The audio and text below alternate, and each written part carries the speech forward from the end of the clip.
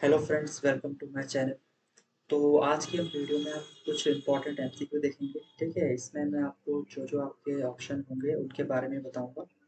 जैसे यहाँ पे लिखा है, आपको ए में प्लानिंग दिया है, ऑर्गेनाइजिंग, लीडिंग, कंट्रोलिंग, इनके बारे में बताऊंगा और जो इसका आंसर है वो ही बताऊंगा। ठीक है, ये कुछ इंपॉर्टेंट एमसीक्यू है, ये आपको जरूर देखने चाहिए, ये आपके एग्जाम में आ सकता है। ठीक है, तो सबसे पहला एमसीक्यू देखते हैं। ये मैनेजमेंट के एमसीक्यू। ठीक है, एमबीए में मैनेजमेंट एक टॉपिक होता है, मार्केटिंग मैनेजमेंट या ह्यूमन रिसोर्स मैनेजमेंट, ये सारे उसमें आता है। तो देखते हैं पहला क्वेश्चन क्या है। Which function of management involve setting objectives and deciding how to achieve them. तो इसमें ये पूछ रहा है कि जो ये चार यहाँ पे लिखे हैं, ए बी सी डी, ये मैनेजमेंट के फंक्शन है। तो इनमें से कौन सा जो फंक्शन ऐसा है जो बताता है, जिसमें हमारे ऑब्जेक्टिव आते हैं, और डिसाइडिंग हाउ टू अचीव, कि हम कैसे अपने ऑब्जेक्टिव को सेट करते हैं और किस तरीके से उनको अचीव करते हैं। तो इसका जो हमारा आंसर है वो है प्लानिंग। प्लानिंग में हम क्या करते हैं, सबसे पहले गोल सेट करते हैं किसी कंपनी के लिए। ठीक है, जैसे किसी कंपनी में आप काम कर रहे हो, अमेजोन में काम कर रहे हो, तो उस कंपनी का कोई गोल रहता है, कोई एम रहता है। तो उसको आप सबसे पहले सेट करोगे, आपका जो भी गोल है उसको सेट करोगे। फिर कि आप नेक्स्ट आपका एक्शन क्या होगा, आपके क्या क्या क्या ऑप्शन हो सकते हैं, किस किस तरीके से आप उस प्लान को या अपने गोल को अचीव कर सकते हो। उसके बाद आपके पास जो रिसोर्सेज हैं उनको आपको एलोकेट करना है, उनको इकट्ठा करना है। फिर ये सारा कुछ आपका प्लानिंग में आता है। ठीक है, तो इसका जो करेक्ट आंसर है वो है प्लानिंग। अब प्लानिंग के बाद और जो ऑप्शन है उनको भी देखते हैं। ऑर्गेनाइजिंग का क्या मतलब, प्लान का मतलब है कि जैसे आपने एक, मान लो एक एग्जांपल है, अ, आपने ये एम रखा है अपनी कंपनी के लिए, या ये गोल रखा है कि आपको इस साल जो है अपना जो प्रॉफिट है उसको 5% इंक्रीज करना है। ठीक है, आपका जो प्रॉफिट है उसको 5% इंक्रीज करना है। तो उसके लिए आप प्लान बनाओ कि पहले आप क्या करोगे, फिर उसके बाद क्या करोगे, फिर उसके बाद क्या करोगे। तो उसी के अंदर कुछ स्टेप आते हैं।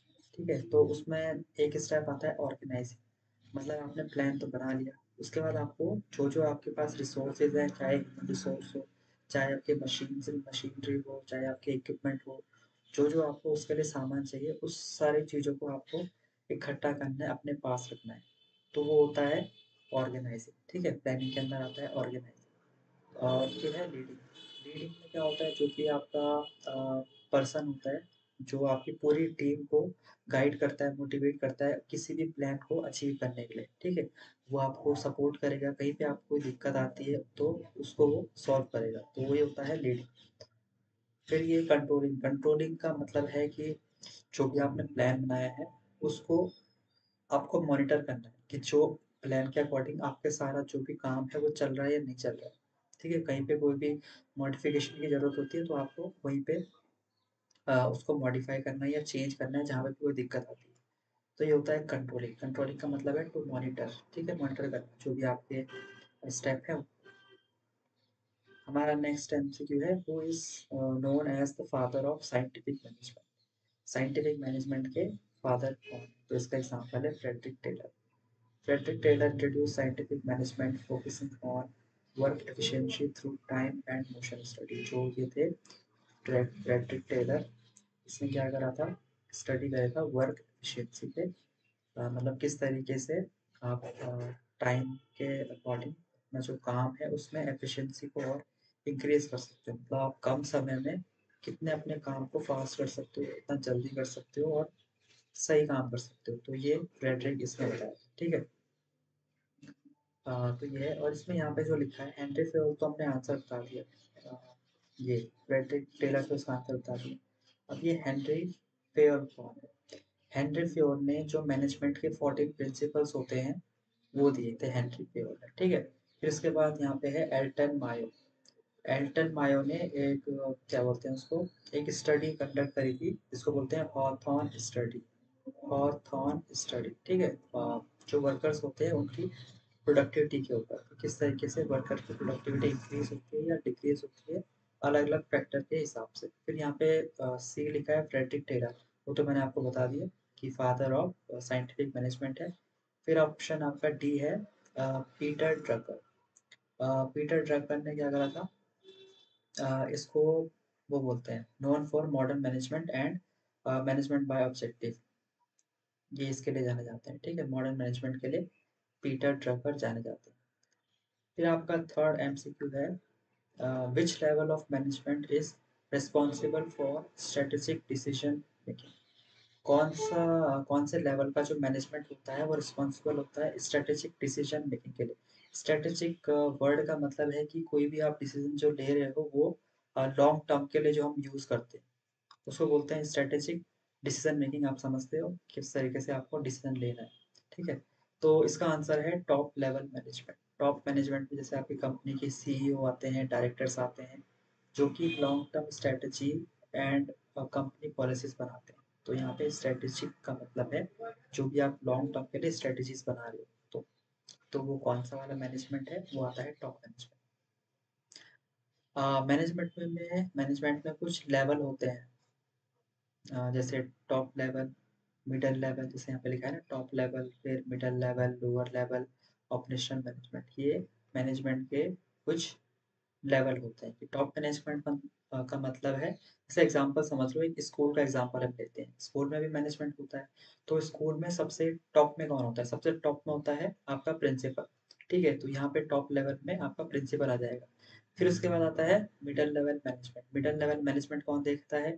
उसके बाद जो उनके नीचे टीचर काम करते हैं, अलग अलग सब्जेक्ट के जो टीचर होते हैं, मैथ्स के, इंग्लिश के, तो ये सारे मिडल लेवल मैनेजमेंट में आ जाएंगे। फिर आता है lower level management. Lower level management में उससे नीचे जो और लोग काम करते हैं, ठीक है, जैसे आपके जो पियोन होते हैं, जो भी हाउसकीपिंग होता है, ये सारे आपके लोअर लेवल मैनेजमेंट में आते हैं। ठीक है, और ऑपरेशनल मैनेजमेंट का मतलब है जो कि किसी प्रोडक्शन में या कोई भी प्रोसेस को कंप्लीट कराने में जो हेल्प कराते हैं, वो आता है ऑपरेशनल मैनेजमेंट। ठीक है, तो ये कुछ लेवल होते हैं मैनेजमेंट के। अभी फोर्थ एमसीक्यू देखते हैं अपना। फोर्थ क्या है? Which principle of management emphasizes one boss for one employee? ये बोल रहा है कि कौन सा जो मैनेजमेंट का प्रिंसिपल है वो इसको बताता है, one boss for one employee. जैसे कि जो एक वो थे साइंटिस्ट थे, जिन्होंने मैनेजमेंट के कुछ प्रिंसिपल दिए थे, 14 प्रिंसिपल दिए थे, वो दिए थे हेनरी फ्यूज। ठीक है, 14 मैनेजमेंट के प्रिंसिपल दिए थे, तो उनमें से कौन सा प्रिंसिपल जो है वो इस पे फोकस करता है, वन बॉस वन एम्प्लॉय। तो इसका एग्जांपल है यूनिटी ऑफ कमांड। ठीक है, Henry Fayol unity of command states that each employ should receive orders from only one superior to avoid confusion। तो हेनरी फ्योल का जो ये वाला प्रिंसिपल है यूनिटी ऑफ कमांड, वो कहता है कि जो एम्प्लॉयज होते हैं उनको सिर्फ एक पर्सन से ऑर्डर लेना चाहिए। तो ये इसका मतलब यही है, one boss for one employ.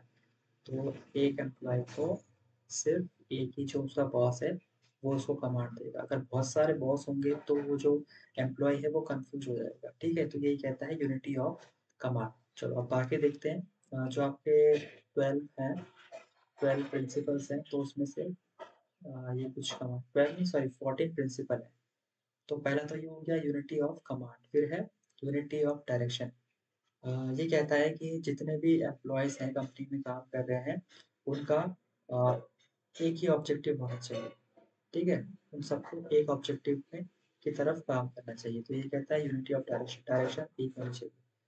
फिर स्केलर चेन। स्केलर चेन का मतलब है कि जो कम्युनिकेशन का एक हायरार्किकल ऑर्डर होता है कि किस तरीके से आपकी जो इन्फॉर्मेशन है वो एक लेवल से दूसरे लेवल पे जाएगी। जैसे आपने देखा होगा ना, कंपनीज में क्या होता है, जो टॉप लेवल मैनेजमेंट होता है वो अपना जो भी ऑर्डर है, जो भी इंस्ट्रक्शन है, वो उसके नीचे वाले उसको देता है। जैसे मैनेजर को दे सकता है, फिर उसके बाद उसके लोअर लेवल के जो काम करते हैं एम्प्लॉय उनको देता है जो भी इंफॉर्मेशन है। फिर जो नीचे लेबर वर्कर काम करते हैं तो उनके पास इंफॉर्मेशन आती है। तो यही होता है स्केलर चेन की, जो आपकी इंफॉर्मेशन है वो किस तरीके से ट्रांसफर होगी। जैसे कि एक से इधर आई, फिर इधर से इस वाले में लोअर लेवल में आई, फिर ऐसे मतलब एक चेन होती है। फिर अगर यहाँ पे जो वर्कर है, उस वर्कर को कुछ इन्फॉर्मेशन देनी होगी, तो उससे ऊपर वाले को देगा वो, फिर उसके ऊपर जो होगा एम्प्लॉय होगा उसको देगा, फिर उसके ऊपर जो मैनेजर होगा, फिर उसके ऊपर जो डीएम होगा। ठीक है, तो इसी को बोलते हैं स्केलर चेन। जो इन्फॉर्मेशन है वो एक उसमें जाएगी, चेन में जाएगी। फिर है आपका डी ऑप्शन। डी ऑप्शन क्या है? Division, division of work. तो ये क्या कहता है कि आपका जो काम है वो आपको अलग अलग लोगों में बांटना है। मतलब जो पर्सन जिस काम में एक्सपर्ट है, आपको वो काम उसको देना है। तो इससे क्या होगा, जो आपकी वर्क की एफिशिएंसी है वो बढ़ जाएगी। ठीक है, तो ये हो गया फोर्थ। अब नेक्स्ट फाइव देखते हैं। Which leadership style involve strict control and centralised decision making.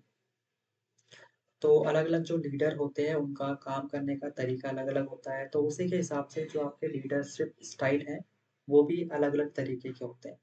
तो इसमें ये पूछ रहा है कि कौन सा वाला लीडरशिप का स्टाइल में स्ट्रिक्ट कंट्रोल होता है और सेंट्रलाइज डिसीजन मेकिंग होती है। तो इसमें दो तीन टर्म है, वो पहले मैं आपको समझाता हूँ कि उसका क्या मतलब है। ठीक है, जैसे यहाँ पे ये वर्ड लिखा है सेंट्रलाइज डिसीजन मेकिंग।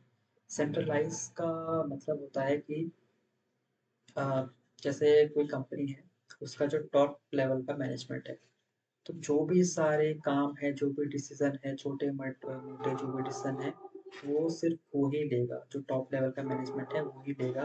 और उस और वही जो है आगे ट्रांसफर होगा, और जो उससे नीचे वाले जो लोग हैं उनको डिसीजन लेने की अथॉरिटी नहीं है, तो जो भी काम है सिर्फ वही करेंगे। ठीक है, ये होता है सेंट्रलाइज। ठीक है, सेंट्रलाइज डिसीजन मेकिंग। जैसे टॉप लेवल में होता है आपको लोग जो होते हैं, जैसे प्रिंसिपल हो गया, वो क्या करेगा, सेंट्रलाइज डिसीजन मेकिंग करता है। मतलब हर जगह नहीं, पर मोस्टली ऐसा होता है कि जो टॉप लेवल के मैनेजमेंट होते हैं वो सारे डिसीजन लेते हैं और वही आगे पास ऑन होते हैं। उनके नीचे वाले जो लोग काम करने वाले हैं वो डिसीजन नहीं लेते हैं। ठीक है, तो ये होता है इसमें। तो इसका एग्जांपल है autocratic. Autocratic type of leadership style में स्ट्रिक्ट कंट्रोल होता है और centralize decision making. In autocratic leadership, the leader make decision alone with minimal input from employee। तो इसमें ये कह रहा है कि जो ऑटोक्रेटिक लीडरशिप होता है उसमें जो लीडर होता है वही अकेले डिसीजन लेता है सारे। ठीक है, with minimal input from employees. और जो एम्प्लॉयज होते हैं उनसे बहुत कम सजेशन या इनपुट वो लेता है। ठीक है, अब यहाँ पे नेक्स्ट हमारा लिखा है democratic. Democratic leadership. Democratic leadership में क्या होता है, जो आपका लीडर होता है वो एम्प्लॉय से सारे डिसीजन लेता है। मतलब उनसे सजेशन लेता है, उनको अथॉरिटी देता है कि वो डिसीजन ले सकते हैं, उनसे कई सारे सजेशन लेता है। तो ये होता है डेमोक्रेटिक लीडरशिप। फिर आता है लेसेस फेयर। इसमें क्या होता है, जो एम्प्लॉयज़ होते हैं वो इंडिपेंडेंटली काम करते हैं विद डिटेल सुपरविजन। मतलब जो उसके हायर जो पर्सन है, तो उनसे वो ज़्यादा वो थोड़ा बहुत उनका सुपरविजन होता है, बाकी सारा काम जो है अपने हिसाब से एम्प्लॉय करते हैं। उसके बाद यहाँ पे है ट्रांसफॉर्मेशनल लीडरशिप। ट्रांसफॉर्मेशनल का मतलब है जो लीडर होता है वो इंस्पायर करता है, मोटिवेट करता है एम्प्लॉय को, ताकि वो जो भी गोल्स है उनको अचीव कर सके। मतलब वो अपने अकॉर्डिंग चेंज कर सकते हैं कोई भी डिसीजन। ठीक है, अभी नेक्स्ट हमारा सिक्स है। Which motivation theory focuses on five hierarchical human needs. कौन सी जो मोटिवेशन थ्योरी है वो फोकस करती है फाइव हायरार्किकल ह्यूमन नीड्स। तो इसका एग्जांपल है मास्लो हायरार्की ऑफ नीड। तो ये कुछ अलग अलग थ्योरी होती है, तो उसमें से जो मैस्लो हायरार्की ऑफ नीड है वो बताती है कि जो ह्यूमंस होते हैं उनकी अलग अलग नीड्स होती हैं, और उन नीड्स का जो होता है अलग अलग लेवल होता है। जैसे एग्जांपल समझ लो आप, जैसे हर किसी इंसान को सबसे पहले उसकी मेन प्रायोरिटी क्या होती है कि उसको सरवाइव करना है। ठीक है, तो सर्वाइवल के लिए उसको क्या चाहिए, उसको रोटी कपड़ा मकान, ये तीन चीजें होती हैं, ये उसको चाहिए होती है। ठीक है, तो वो पहली उसकी नीड हो।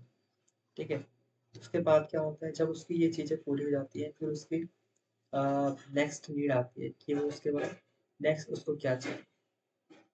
उसके बाद उसको और सिक्योरिटी चाहिए होती है, शेल्टर मिल गया उसको सिक्योरिटी चाहिए। सिक्योरिटी के बाद उसको सोशल रिकॉग्निशन चाहिए, मतलब वो चाहता है कि लोग उसको जाने। या फिर सेल्फ स्टीम आता है कि मतलब और अच्छा हो क्या हो सकता है उसके लिए। तो ये कुछ सारी उसकी स्टेप होते हैं, उसके लेवल होते हैं मैस्लो की नीड थ्योरी। ठीक है, अब देखते हैं ये क्या है, हर्ट्सबर्ग्स टू फैक्टर थ्योरी। ये एक मोटिवेशन थ्योरी है जो इसमें लिखा है ना टू फैक्टर थ्योरी। तो जो भी मोटिवेशन होता है वो दो मोटिवेटर होते हैं इसमें। एक पहला होता है, पहला जिसको मोटिवेटर बोलते हैं, दूसरा है हाइजीन। मोटिवेटर में क्या होता है कि कोई भी एम्प्लॉय जो है वो चाहता है उसकी ग्रोथ हो और उसको अचीवमेंट मिले, ठीक है, उसको लोग रिकग्नाइज करें। फिर दूसरा वो किसी कंपनी में चाहता है कि उसको हाइजीन फैक्टर जिसको बोलते हैं, हाइजीन फैक्टर में आता है कि उसकी अच्छी सैलरी हो, उसकी जो वर्क कंडीशन है वो अच्छा हो, ठीक है। फिर इसके बाद है एक्सपेक्टेंसी थ्योरी। ये बताता है कि जो भी मोटिवेशन होता है एम्प्लॉय को, जो भी मोटिवेशन आता है वो डिपेंड करता है कि क्या क्या एक्सपेक्टेड आउटकम्स हो सकते हैं, क्या क्या रिवॉर्ड उसको मिल सकते हैं। मतलब जो भी उसको रिवॉर्ड मिलेगा उसके अकॉर्डिंग उसको मोटिवेशन आएगा काम को लेकर, ठीक है। तो ये 6 हो गया हमारा।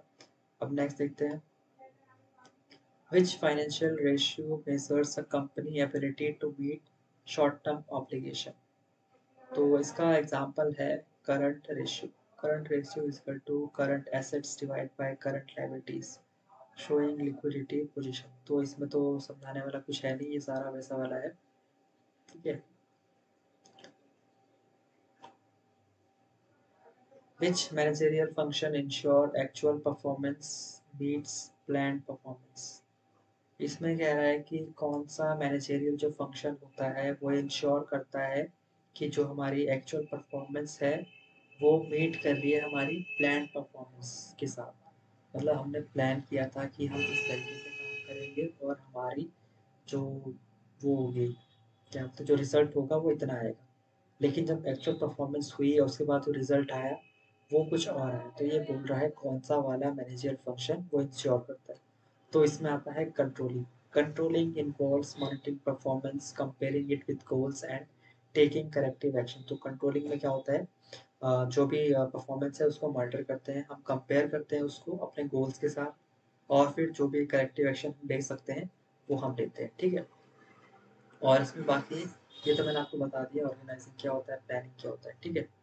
अब नेक्स्ट देखते हैं, what does SWOT analysis stand for. SWOT, SWOT का मतलब होता है strength, weakness, opportunity and threat, ठीक है। SWOT helps in strategic planning by analyzing internal strength and weakness, external opportunities and threat factor. तो SWOT एनालिसिस मतलब एक तरह का एनालिसिस होता है जब कोई भी बिजनेस अपना बिजनेस स्टार्ट करने जाता है तो उसको SWOT एनालिसिस करना होता है।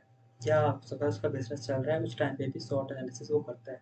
उसमें क्या होता है, उसको अपने जो बिजनेस होता है उसको देखना पड़ता है, उसकी बिजनेस की स्ट्रेंथ क्या है, उसके बिजनेस का वीकनेस क्या है, उसकी अपॉर्चुनिटीज क्या है और उसके बिजनेस को थ्रेट क्या है, ठीक है। जैसे एग्जांपल लेते हैं,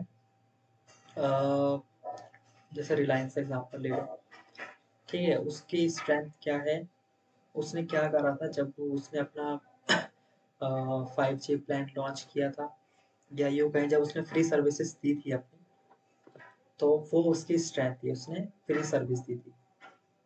उसकी वीकनेस क्या हो सकती है, उसकी वीकनेस,